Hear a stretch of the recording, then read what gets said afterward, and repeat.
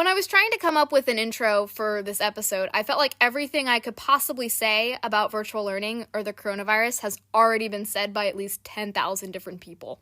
Instead of trying to avoid being cheesy, I thought that I would try to be as cliche as possible by reading to you a memo I composed in size 72 font about the current circumstances. This is based off of the countless Facebook posts and emails I have seen in the past few months.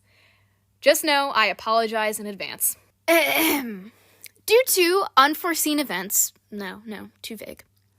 Uncertain times, unprecedented times, Legally Blonde and Blind's production has not changed one bit because Marissa spends her whole day sitting on a couch.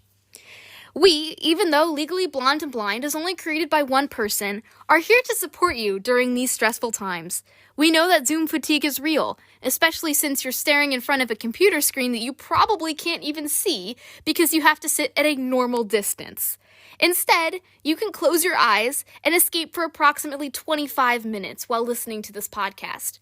Or, if you aren't a fan of Marissa's voice, you can get a free migraine. My name is Marissa Nisley, and welcome to another episode of Legally Blonde and Blind.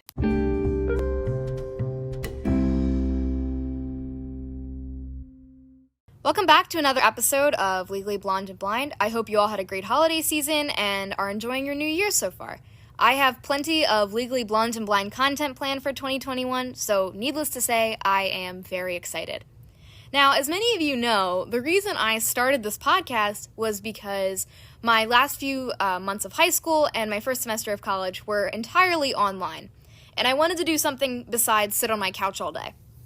However, I was always very reluctant to talk about anything related to the coronavirus on this podcast because whether through Facebook posts, family and friends, or news articles, I felt like I was constantly hearing about it, and it was very easy to get overwhelmed.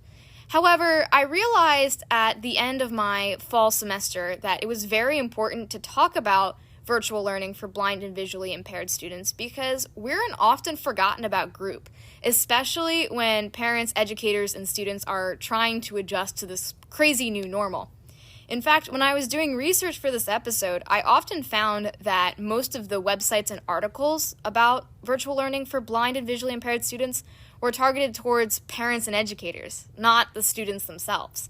So I wanted to compile a list of firstly the challenges many of us face and then some tips I have gathered along the way. At least for me, I thought at first that virtual learning would just be a temporary change that would be in place for, at most, a few weeks. But as I'm sure we're all realizing now, virtual learning is here to stay. Even for college students that are on campus right now, they usually are taking a few online classes or have some hybrid components in their in-person classes. So whether or not we like it, virtual learning is here to stay, and we almost have no choice but to adapt at this point. Now, before we begin, I just want to note that every person's experiences and challenges are completely different. During this episode, I want to mainly highlight my own personal experiences, but I also want to acknowledge some struggles people who use different assistive technologies or have worse vision than I do might experience. This is only the tip of the iceberg when it comes to challenges that blind students, disabled students, or students in general are facing during the coronavirus pandemic. Alrighty, I think that intro was a little too serious for my taste, but I think it all needed to be said. I'll try to be more positive throughout the rest of this episode, but having been online since March, I really do miss the in-person classroom experience, and I'm not gonna lie, accepting this new normal has not been easy for me. For context, I am a freshman at Georgetown University, and for the most part, our campus has been entirely online. In the fall, the only people living on campus had housing exceptions, and in the spring, they're planning to bring back some seniors, but for the most part, it's still mostly online. So anyways, since I am still living at home with my parents in New Jersey, and I haven't been to campus since my sophomore year of high school, believe it or not, I haven't really been able to have that college transition experience or that experience of living on my own. So before we get into my list of virtual learning challenges, I do have one honorable mention. And it's an honorable mention because it doesn't directly relate to virtual learning, but just the coronavirus in general. Anyways, due to the plexiglass barriers and the social distancing stickers, I feel like every experience I have in a public area is like being in a TSA line. I know no one really has a good experience with the TSA, but if you are blind or visually impaired, it's basically a living nightmare. And here's why. These people have zero patience, right? And for whatever reason, they really enjoy using eye contact or hand signals or other visual forms of communication rather than just saying, "Oh, hey, it's your turn."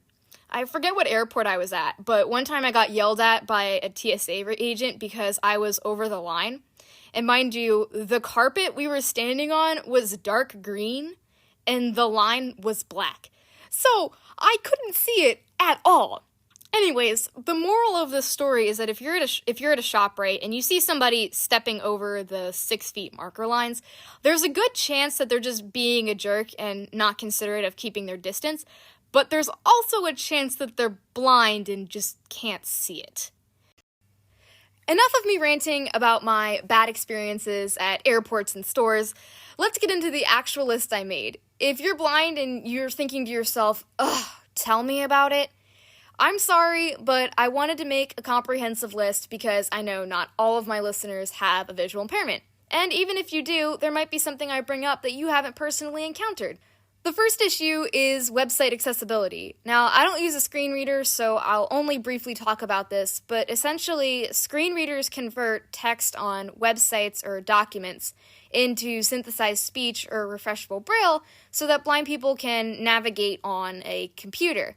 Now, when developers are creating websites, they need to include alternative text for images, buttons, and links on their sites so that these softwares can actually tell blind people where they're going. People trying to navigate inaccessible websites can receive messages such as unlabeled image or unlabeled button, and I think of it as the online equivalent of when you ask someone where something is and they tell you, "Oh, it's over there." It's entirely meaningless. This, of course, has always been an issue for the blind community, but since we're relying on computers to communicate with our professors, complete assignments, receive grades, and attend classes, website accessibility is more important than ever. A study conducted in February 2020 by an organization called WebAIM, Web Accessibility in Mind, found that 98.1% of the websites that they evaluated, and they evaluated over 1 million, contained some form of an accessibility error. This could be low contrast text, it could be missing alternative text, or missing links in these websites. And keep in mind that this was just an automatic analysis. Even for people that don't use screen readers, website accessibility still can be a problem. There can be hard-to-read fonts, there can be low-contrast text, there can be blurry images or scans, all of which make completing homework assignments, conducting research, and communicating with our professors significantly more difficult than it would be for a sighted student. For example, in my women's history class, we had to read primary sources that were from the 19th century, and as I'm sure you know, that cursive is nearly impossible for a sighted person to read, let alone one who basically just sees nothing but a blurry mesh of words. So I had to rely on digitized versions of these documents, which fortunately my university's archives had, but if they didn't, I would have definitely been in a tricky situation. The next problem is taking exams virtually. I want you to take all of the accessibility issues that I had just described and place them in the context of a timed exam. As Kaylee and I discussed in the last episode of the podcast, taking exams virtually can be extremely stressful and difficult for blind students, especially when they involve graphs, maps, or other visuals. We also talked about how if a student relies on a screen reader or another program to see the test, any kind of malfunction can be extremely stressful. Even if our professors are understanding and give us extended time, we're still taking away from what we should really be focusing on during the test. The test! Like I was saying, I don't use screen readers, I just use the basic zoom features that are already in my iPad and Mac computer to see what's on my test, because my nearsighted vision is, relatively speaking, pretty good. It's still a stressful experience for me because I don't have the comfort of just being able to walk up to a proctor and ask them a question if something's unclear. Before, if something was blurry on a math test, I could just go up to my teacher and they could rewrite the problem for me in Sharpie. It was that simple. Obviously, I can still ask questions in a virtual environment, but it's usually much more time-consuming. Another more comical problem that I encountered taking tests online was that, so I use this software called a lockdown browser, and basically what that does is it'll prevent you from visiting any other websites or messaging people while you're taking exams. It also watches your video camera and can log suspicious activity. And it flagged me because I was looking too close at the screen.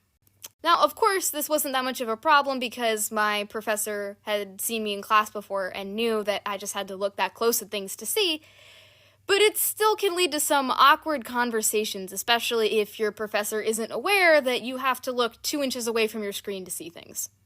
The third problem I have kind of relates to my last point, and it's being on camera. Now, this might shock you, but I hate being on camera, which is why I started a podcast instead of a YouTube channel. I like to pretend I'm sophisticated when in reality I'm recording on an iPad, sitting on the floor with a hoodie and greasy hair.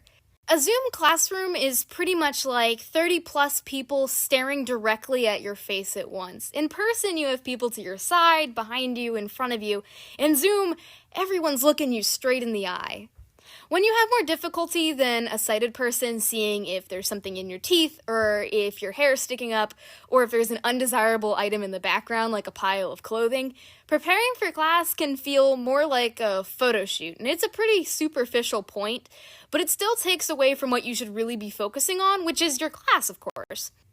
I've also noticed that it's a lot harder to have those informal conversations about why you're looking closer at your screen or why you need to use a monocular online than it is in person, because frankly, when you're in a Zoom class, you're just staring at each other until the professor comes on.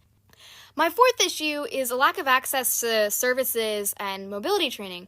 I mentioned on the first episode of Legally Blonde and Blind that I was going to seek cane training because sometimes at night my depth perception is really bad and I would like to have that option just in case I'm alone at night and I can't see anything. Well, I reached out to my state's Commission for the Blind and I found that I wouldn't be able to receive cane training even if we took the precautions of staying outside, masking, and abiding by social distancing guidelines. Some things can be taught over Zoom, but others cannot, especially when you're trying to learn how to navigate streets with a cane. Because I hate to be morbid, but the point of having the mobility instructor with you there in person is that if you're about to go into a street and there's a car coming at you, they can pull you away. Whereas I guess on Zoom they would just have to scream at you, "No!" Anyways, this was just something that I was exploring, and it wasn't really urgent that I receive the training because I will still be home for the next semester, and also because this was never something I was planning to use all that often anyway, but it still highlights a problem. My last two grievances with virtual learning pretty much go hand in hand, and fortunately they haven't been that much of a problem for me, but I know they have been for many other blind and visually impaired students. That is focusing in class and avoiding the dreaded eye strain and fatigue. As I was saying, I think virtual classrooms are a lot less stimulating for us because we're just staring at a bunch of blurry faces on a computer screen. I don't know if there was some non-visual aspect of an in-person classroom. Perhaps it was the smell of 28 teenagers being shoved in one small classroom together that told me, hey, it's time to focus. But either way, it's much more tempting when you're at home to glance at your phone or go on Facebook or check your emails during class, which is very unfortunate. And after staring at your computer screen for several hours a day, you're likely to develop eye strain, even if you don't have some sort of visual impairment. I experience a lot of light sensitivity, and even though natural lights bother me more than the lights produced on a screen, it still can get to me after a while. I think the hardest part too is that most of our extracurricular and social activities are also all online now. I mean, before you could kind of take a break from doing your homework or reading or studying to go hang out with your friends or play a sport or go to a club, but now that's pretty much all on your computer screen too. And if a visually impaired person is actively struggling to read something or squinting at it, they are going to get tired much faster than a sighted person would. Okay, I've talked more than enough about all of the problems virtual learning can cause. Let's get into some tips. I think advice regarding virtual learning has become extremely cliche, like find a workplace or take time for yourself. But what do those things actually mean, and what exactly do those things mean for blind students in particular? I'm going to start by talking about getting accommodations in a virtual environment. The first tip I have is to get in your materials and request accommodations as early as possible. For example, when I was applying for accommodations at Georgetown, I had to provide several documents including previous IEPs, a functional vision assessment, letter from my doctor, etc. And since some offices are either partially or entirely online, getting these documents all together can take more time. Not to mention, getting your request in early can take a lot of stress off of you, especially as you're preparing for the beginning of your semester. And with that in mind, it's also important to notify your professors of your accommodations as early as possible. My school required us to send a letter stating our accommodations to our professors, but even if yours doesn't, I think it's still very important to have that conversation as early as possible so you're both on the same page and you're not scrambling to figure things out before a test comes up. Another important thing to keep in mind is that since you're generally going to be communicating less with your professor online than you would be in person, how you explain your accommodations is crucial. I think that there is a sweet spot between being too passive and being too aggressive. If you have a letter from your university's disability office that explains the accommodations you need, you are not asking your professor to follow them. You are telling your professor what you need. It's not a question, it's something that you need, and you have every right to receive them. However, being overly antagonistic or confrontational is not going to help anyone, and emphasizing that you're willing to work with your professor throughout the semester and answer any questions you have will help you to build a stronger relationship as you work together. In my experience, any hesitance from teachers or professors has not been because they don't want to help me out, but because they are deathly afraid of technology. So if you're willing to explain to them how things work or point them in the direction of resources, it'll make them a lot more comfortable. Finally, what accommodations you need will probably change over time, especially since the structure of online courses varies greatly. For example, I realized after starting the semester that I would need to turn off my camera when the teachers were playing a video or a presentation so that I could look close at the screen without giving everyone a view of my nose. I emailed all of my professors and they were very understanding, but the point is that I didn't realize I would need to do this until after my first day of school. A quick note too is that if you're having any difficulty getting accommodations from your school, check to see if your university has a disability alliance or a club. I found that in comparison to high school, students in college are a lot more willing to talk about their disabilities and share how they got accommodations from the school. It can be very helpful to have a student perspective on these things. My next major piece of advice is to manage your time, and while this is a good skill for anyone to have, it's especially important for blind students because we often need more breaks, or we can run into technical issues with our assignments, both of which are easier to handle if you start your project 2 weeks before it's due, rather than the night before it's due. Time management is one of those things where people say you should do it, but they don't explain how to, so I tried to come up with some more concrete tips. For me, procrastination has never been that much of a problem. The best way to explain it is I get so worried about not completing assignments that my anxiety almost prevents me from procrastinating most of the time. It's a double-edged sword without a doubt. But for my procrastinating listeners, my first tip is to pick one night of the week. For me, it's Friday nights because I'm very lame, where you basically plan out your entire week. And what I mean by that is you write down all of your homework assignments, any major tests or projects. You write down your classes, your extracurricular activities. You also write down any personal obligations, like if you have a family event that you're going to. And the idea of this is you want to get a holistic picture of what you have going on that week. If you think of it just day by day, it's very easy to push something off without realizing all of the things you have to do at the end of your week. So it helps you get a bigger picture of your time. My next tip is to find your best hours. And I know it sounds cheesy, but try to think about when you get the most work done. Is it in the morning? Is it in the afternoon? Is it at 2 in the morning? It doesn't matter. Just find that time where it's really easy for you to focus and utilize that time. I also enjoy using virtual planners like Google Calendar or to-do list apps because I think it's a more constant reminder than if it's just a calendar on your wall, especially if you're visually impaired and you probably won't even be able to see what's on that calendar unless you're like 2 inches away from it. It reminds you to implement some of that delayed gratification. If you haven't already, I highly recommend watching the Inside the Mind of a Procrastinator TED Talk. It is super funny. 10 out of 10 would recommend. They will give you better advice than I could. My final tip, though, for procrastination and time management is that if you find yourself wanting to put off a project, spend some time thinking about why you want to do that. Is there something about the project that's making you feel nervous? Is there something you're unsure about? And then think about how you can address these problems before it's too late. Could you meet with your professor during office hours? Could you contact someone else in your class? Could you utilize your university's writing center or other tutoring services? The truth is, procrastination usually arises from stress and anxiety rather than just pure laziness. So if you can find the root of the problem, it'll make the process of completing the assignment a lot less stressful for you. If you're having trouble focusing while you're in class or trying to complete your homework, I highly recommend putting your phone in another room and turning off all notifications for texts, emails, and social media posts on the device you're using to complete your assignments. A possible benefit to online learning is that it's never really been for me, but if you're a fan of those fidget toys, I'm sure it's a lot easier to use them subtly while you're in class without distracting other people. In terms of accessibility and navigating devices, it was very hard for me to come up with any universal tips because most of the time it just boils down to personal preference and opinion. For example, I could tell you that window zoom on your iPhone and iPad is better than full screen zoom, but I know that a certain audience member, they know who they are, would strongly disagree with me. To reduce eye strain, I like using inverted screens, night mode, or blue light glasses to tone down those harsh lights, but you may hate it, and that's perfectly fine.